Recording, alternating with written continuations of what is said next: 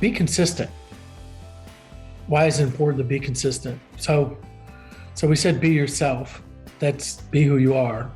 Be consistent is you need to stick to the basics. Every time you see an employee, if you come up with 3 things today, 2 things tomorrow, 5 things the next day, 3 things the next day, what happens is they don't understand what the rules of the game are. So you want to be really consistent into what does it take to do the job? What are the measurements? How are you being evaluated? And those are really probably pretty simple things for every position that's out there, whether it's sales, whether it's service, whether it's operations. So there should be really easy metrics. We do this, we do this, and we do this. That's all we do. We don't do 5 things, we don't do 10 things.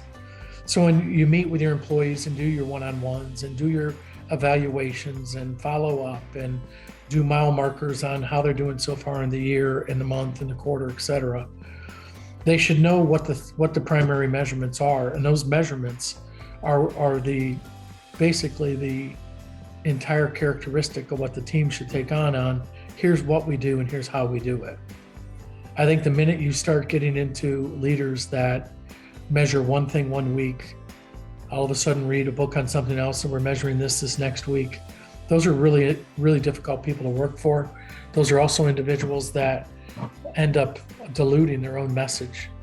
And when you dilute your own message, your people become less effective. When you become less effective, they don't succeed. When they don't succeed, you don't succeed. So being consistent to me is a critical characteristic in any leader at any level.